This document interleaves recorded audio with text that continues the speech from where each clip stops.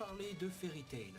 Le chapitre donc de cette semaine se consacre donc au deuil, non disons plutôt à ce qui se passe suite donc à la mort confirmée, j'espère, de Makarov, donc qui a eu lieu donc la semaine passée. Alors tout d'abord je me suis dit, est-ce que Mashima va faire l'affront de nous donner un indice ou nous montrer une éventuelle possibilité pour Makarov donc de revenir d'entre les morts, parce que là actuellement c'est vrai qu'il est considéré comme mort, mais d'un autre côté il n'est pas non plus dit qu'il est totalement mort. Je sais, ça a l'air débile, hein, mais pour Mashima, si à un moment donné, Mashima, à travers ses personnages, disent « il est mort », c'est terminé, confirmé, alors là, c'est vraiment le cas. Je sais, ça a l'air d'être une évidence même, mais je vous jure que c'est important pour lui, parce que si on arrive à deviner que Mashima considère vraiment un personnage comme mort, alors il est véritablement mort pour lui. Voilà, et c'est définitif, donc plus de retour possible. Néanmoins, passons au détail, donc tout le monde est triste, hein, et justement tu avais donc Mavis qui était là en train de se rappeler de la naissance de Makarov, parce qu'en quelque sorte elle cite un peu comme sa marraine, hein, limite, puisque bon, la mère de Makarov, je crois que j'ai oublié comment elle s'appelait, Rita je crois qu'elle s'appelait comme ça, avait dit à Mavis, voilà, tu es comme un de ses parents aussi, et c'est elle qui a plus ou moins choisi le nom, le prénom donc de Makarov, donc ça en fait d'elle pratiquement sa marraine. Et donc c'est évident que ça allait être un moment très dur pour elle de voir justement ce petit bébé devenu maintenant vieillard, mort, en ayant donné donc sa vie pour protéger la guilde.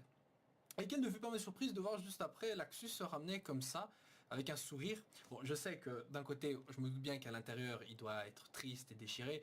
Mais bon, là, il dit donc des choses sensées, comme quoi, voilà, c'est vrai, on est triste, etc. C'est horrible comme situation. Mais voilà, on a besoin de vous, maître, parce qu'il y a encore des ennemis. Puisque Makarov n'a éliminé qu'à 80%, je crois, donc de l'armée de l'Empire d'Alvarez, donc il y a encore des soldats. Alors Laxus, il avait disparu, puis il revient là. C'est vrai que c'est assez étonnant de ne pas avoir justement sa réaction la semaine passée. J'aurais quand même aimé voir une petite réaction par rapport à Laxus, un petit côté qu'on n'a pas encore vu. Je sais qu'on l'a déjà vu pleurer dans l'Arc Fantasia, Laxus. Mais ici, ça aurait été pas mal aussi de le revoir un peu plus émotif, même si l'attitude qu'il a eue montre à quel point justement Laxus est un peu mûri, parce que Gildart non plus n'a pas pleuré. Hein. Gildart avait un regard vraiment abattu. Mais Laxus donc lui reste optimiste malgré tout, puisque d'un côté il est aussi fier que son grand-père, en tout cas, ait connu une fin comme ça, en tout cas, en ayant protégé la guilde comme il le fait depuis toujours. Laxus de retour dans le game et tout, hein, on ne sait pas trop contre qui il va se frotter, mais bon, on le saura bien assez tôt, j'imagine qu'il va peut-être aussi se frotter à la plebs, donc d'Alvarez. Et d'ailleurs, en parlant de plebs, vous avez remarqué certainement durant le chapitre, donc certains membres de Fairy Tail, les membres lambda comme j'aime bien les appeler, qu'on ne connaît pas trop mais qui sont là et qui aident donc tout le monde. Vous savez, ces membres, je me suis toujours dit, enfin ces gens-là, je me suis toujours dit comme quoi, franchement ils ont du culot. Bon allez non, j'exagère, pas du culot. Mais là ils sont en train de pleurer, tu les vois. Je veux dire, à tout péter, ils connaissent Makarov depuis combien de temps? Je veux dire, Fairy Tail a disparu pendant pratiquement un an. Et encore avant ça, il y avait très peu de temps après durant l'arc Tartaros et les grands jeux magiques, tu vois. Parce qu'avant, je veux dire, avant les grands jeux magiques, il y avait personne d'autre à part les membres qui étaient là depuis très longtemps, et eux, je comprends qu'ils soient tristes, tu vois. Mais après ça, il s'est écoulé quoi? Combien de temps après entre ça, Tartaros? Pas très longtemps, parce que juste après Tartaros, Fairy Tail s'est séparé. Donc tu vois, en très peu de temps, il y a beaucoup de gens qui se sont vraiment appropriés Fairy Tail, genre c'est ma famille depuis toujours, on est triste, on est voilà. Alors qu'en putain, ces mecs, ils sont là à tout péter, ils sont restés dans Fairy Tail quelques mois, tu vois. Parce que bon, Fairy Tail, j'ai toujours vu les membres de la guilde comme étant effectivement des gens très proches, dans le sens où ils sont là depuis très longtemps et c'est comme une seconde vraie famille. Mais là, putain, c'est comme si toi tu allais bosser pendant quelques mois dans ton taf et ça y est, bim bam, les gens qui sont là, tu es prêt à donner ta vie pour eux, tu vois. Non, sérieusement, parce que je la rappelle, je l'avais déjà dit lorsque Natsu avait dit ouais, c'est la guerre, etc. avec les autres. Ouais, mais là, tu vois, il y a des membres de Fairy Tail, ils sont fous, ils sont entrés dans une guilde de barjots déjà, et là, direct, on leur dit ouais, les gars, on va se fighter contre l'armée la plus puissante du monde. Est-ce que vous venez avec nous? Vous êtes certainement sûr de crever? Oui, on arrive, vous êtes notre famille. Non, mais sérieusement, j'ai trouvé ça drôle pour le coup. Mais bon, c'est pour montrer un peu l'esprit famille de Fairy Tail, donc au final, voilà, ça reste dans la ligne directrice du manga, donc c'est pas vraiment surprenant de ce côté-là. Donc, les membres lambda qui sont toujours là, évidemment, il fallait laisser quelques soldats en vie, parce que déjà, ça aurait été abusé que Makarov les supprime tous sans exception, puisque la magie Ferrilo consomme de l'énergie vitale, enfin l'espérance de vie, le temps qui reste à vivre, peu importe comment vous voyez ça. Donc il fallait en garder un certain nombre pour permettre aux membres lambda de Fairy Tail d'être occupés aussi. Bah ouais, ça aurait été dommage que tu vois les membres lambda essayer de t'affronter Eileen ou une autre saloperie comme ça, tu vois. Donc il faut occuper les faibles avec les faibles. Et encore j'exagère, mais soit. Après donc t'as un petit plan où évidemment Eileen et Zeref constatent la situation. Zeref qui est là en disant voilà, je n'en attendais pas moins de cet homme, voilà, puisque c'est lui qui a appris le Ferrilo à Mavis et qui a elle-même l'a appris à Porito et qui j'imagine lui-même l'a appris à Makarov. Voilà, pour être plus précis dans ce que disait justement Zeref. Bon, alors après évidemment ce passage-là, tu vois, Erza évidemment se prosterner dans le sens le respect, tu vois, qui est là face à Makarov, parce que c'est vrai que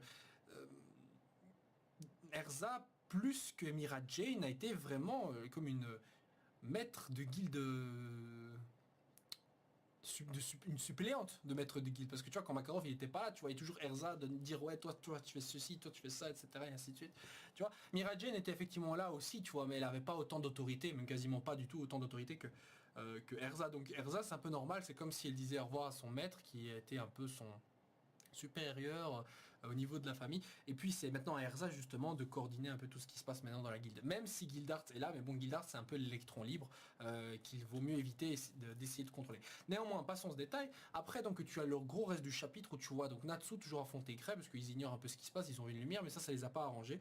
Ça a pas arrangé leur histoire, donc ils continuent à se fighter dans une bagarre très sympathique à voir. Natsu d'ailleurs au niveau de ses bras, tu vois les bras vraiment se transformer de plus en plus. T'as même une case où t'as pas les flammes et tu vois la main. Donc comme quoi Natsu ne doit pas forcément être sous la forme de flamme comme ça pour transformer ses mains, alors qu'avant justement c'était justement le cas, tu vois, comme s'il y avait une transition au niveau du pouvoir. Donc j'imagine que cette transformation peut affecter tout le reste du corps. D'ailleurs je pense que ça affecte de plus en plus son corps. Enfin je sais pas s'il était juste au niveau du début de sa main ou puis le bras.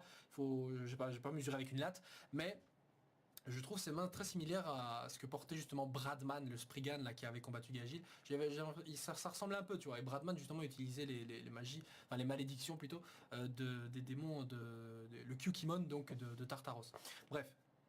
Donc le combat est sympathique en lui-même, j'ai hâte de voir d'ailleurs ce passage-là en animé, quand l'animé reviendra. Tu vois même Grey congeler le feu, ça c'est toujours cool de voir que ça, Grey congeler le feu en lui-même, tu vois. C'est un peu différent, c'est pas un bête gros bloc de glace, c'est vraiment, tu vois, le feu congelé. Il avait fait la même chose par rapport aux attaques de vent, comme ça, des tornades, des mini-cyclones de Tempester, donc le membre du Kukimon de Tartaros. Il avait fait la même chose, ils avaient congelé, c'était bien, c'était congelé de telle manière qu'on comprenne que c'était carrément le vent lui-même, t'avais l'impression qu'il était congelé, ce qui au final revient au même que de faire un gros bloc de glace tout court. Mais voilà, je sais pas si vous saisissez la subtilité qu'il y a derrière là-dessus. En tout cas, c'est enfin qu'il y a derrière là-dessous plutôt. En tout cas, c'est très plaisant à voir. Le combat donc continue, il s'énerve de plus en plus, voilà. Donc à aucun moment tu vois Grey vraiment hésiter à vouloir tuer Natsu. Hein. Je veux dire, à un moment donné, il dit bien voilà, je vais en terminer avec ton Natsu avec ça, voilà, c'est fini, Walida.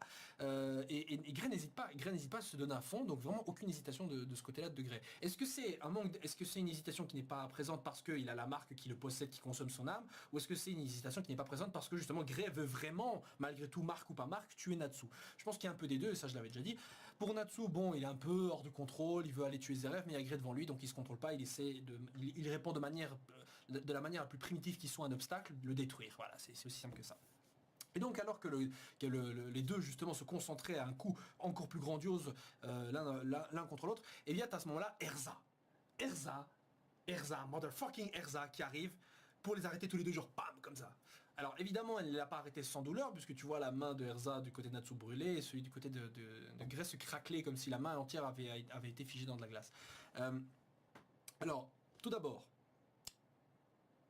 je sais, vous allez me dire, comment ça se fait, genre Erza, elle arrête comme ça l'attaque de IND et l'attaque de Grey qui sont supposés être super puissants, elle arrive à arrêter ça alors qu'il y a quelques chapitres, Erza avec son armure avait été repoussée par les Spriggan en mode, enfin pas par les Spriggan, mais avait été repoussée par, comment ça s'appelle, les soldats là, les soldats lambda dans le pire d'Alvarez qui étaient passés en mode berserk, et en plus de ça, elle s'était fait botter le cul vite fait par Agile. Et là, direct, elle arrête Natsu qui est certainement au niveau d'un Spriggan minimum, et la Grey qui a quasiment la même chose en fait. Elle arrive à les arrêter tous les deux de main nue comme ça, alors que les deux avaient donné à fond leur coup. Alors, plusieurs explications.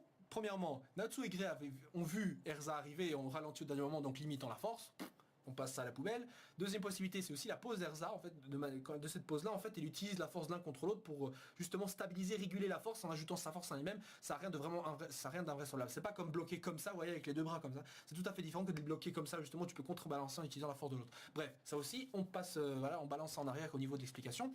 La seule explication, c'est parce que c'est Erza, c'est tout. Et ça, c'est Maître Happy qui nous l'a dit il y a très longtemps, lorsque Erza, justement, ayant été privé de tous ses sens face à comment ça s'appelle, Kyoka, de Tartaros, était revenu comme ça à la Chevalier du Zodiaque, à la Seyar, tu vois, était revenu en faisant genre, ouais, voilà, je m'en fous, je vais pas perdre de vue la lumière, peu importe que je sois privé de mes sens ou tout, et tout. Et l'explication, c'était quoi? Est-ce qu'il utilise tous ses sens? Enfin, il utilise son 7e sens, son 8e sens ou je sais pas quoi? Non, c'est parce que c'est Erza. C'est aussi simple que ça.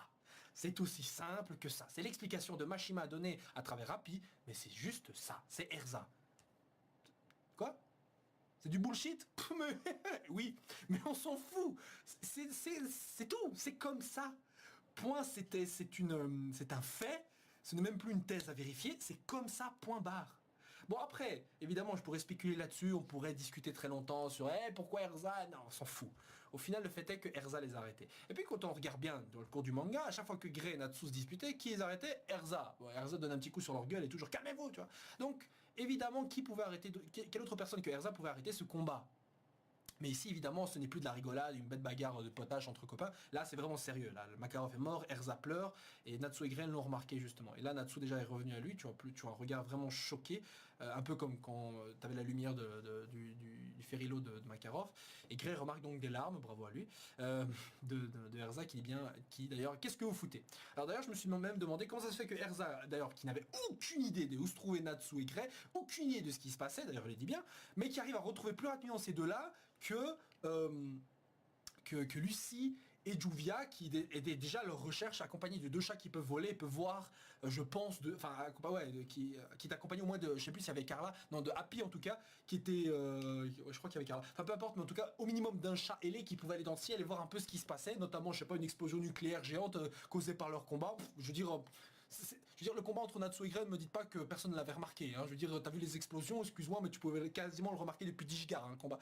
Bref, du coup, je trouvais ça un peu bizarre, mais c'est pas grave. Donc, je pense que les deux vont continuer à se bagarrer. Erza, dans l'incompréhension, va essayer de maintenir ce statu quo au niveau genre arrêtez, arrêtez. Et là, au dernier moment, tu vas avoir donc leur meuf, Juvia et Lucie, qui vont se ramener d'un coup en disant voilà, arrêtez s'il vous plaît les hommes, c'est bon, voilà, plan Nibar, et voilà. Je dis bien plan Nibar parce que je sais qu'on va en avoir un. On va en avoir un. Tu paries combien tu vas avoir une case où t'as Lucie ou Juvia qui avancent toutes les deux et tu vois le plan vu d'en dessous et genre tu vas avoir les seins d'une taille de 2 pastèques. Voilà, c'est connu, c'est normal. Bref. Encore une fois, c'est du déjà vu, mais c'est pas un souci parce que c'est vérité.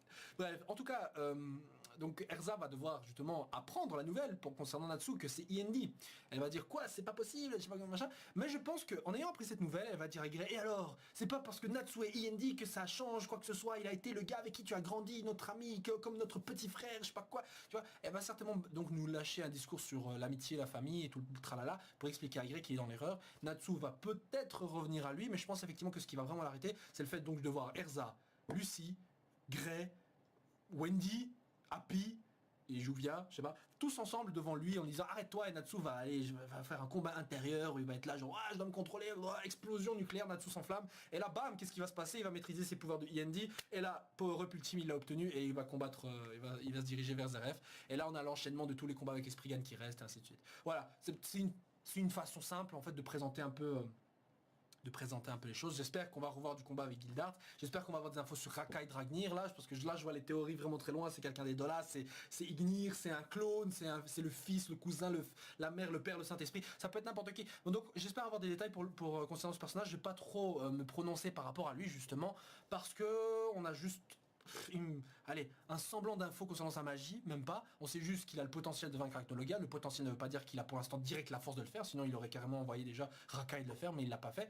Enfin, Zeref n'a pas envoyé Rakai tout simplement parce qu'il a le potentiel. Alors le potentiel ne veut pas pour autant dire que tu peux exploiter toute la puissance directe destinée à prouver que ton potentiel signifie, que ton potentiel justifie cela. En gros, ça veut dire que on a dit qu'il a le potentiel de vaincre Acnologia, c'est pas pour autant dire que maintenant il peut directement le faire. Voilà, c'est ça que je veux dire. Donc il y a moyen d'exploiter sa force, sa magie, d'une certaine manière, on ne sait pas laquelle, mais ça on verra dans la suite. Voilà les gens, j'espère que vous avez apprécié ce chapitre-ci qui fait office de transition un peu, même s'il y a de la bagarre. Au final, en général, les chapitres de transition, il n'y a pas de bagarre, mais ici j'ai plus l'impression que c'est comme un chapitre de transition envers la prochaine partie de cette bataille en posant donc Ishgar Alvarez, donc qui a été marqué dans cette partie-ci la dernière partie a été marquée donc par la mort de Makarov. Bref, donnez-moi votre avis en commentaire sur ce chapitre-ci. N'hésitez pas à poser des questions, c'est d'autres personnes. C'est toujours bien de partager un peu ses doutes et même son avis de manière générale avec les autres. Voilà les gens, on se retrouve la semaine prochaine pour le prochain chapitre de Fairy Tail. Et voilà, ciao ciao.